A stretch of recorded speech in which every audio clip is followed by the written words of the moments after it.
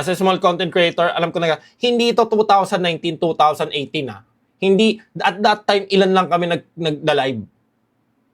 Lahat may chance. Gago ngayon, wala na gago. Legit.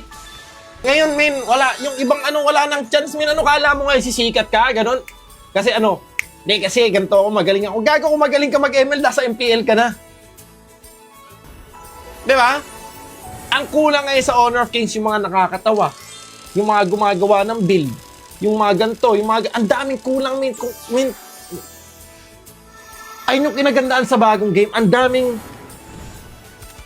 pwedeng gawin. Ang daming pwedeng gawin.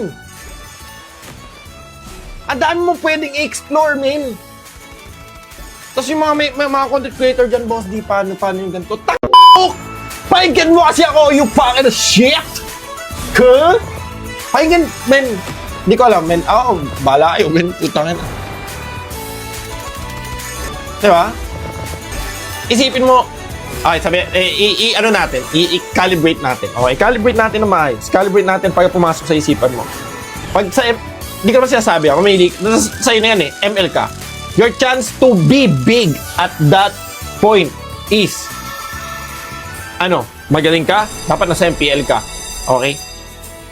Or, sabi natin na-establish mo pangalan mo kasi nag-ex-pro ka. Pag wala ka noon, gusto mong gawin yung review ng game, madami nang gumagawa. Ba't kang papapanoorin? Sino ka ba? Sino ka ba? Madami nang gumagawa. Comedy, madami nang gumagawa. Diyan sila Miko, diyan sila, ang dami na. Kaya mong higitan yun? Hindi mo kayang higitan yun, di ba? Ano pa? Lahat ng idea nagagawa na sa ML. Nagawa na. Sa Honor of Kings, ang dami pa, men. Opportunities still open. Nasa sa'yo na yan. Habang maaga pa, mag-grind ka na.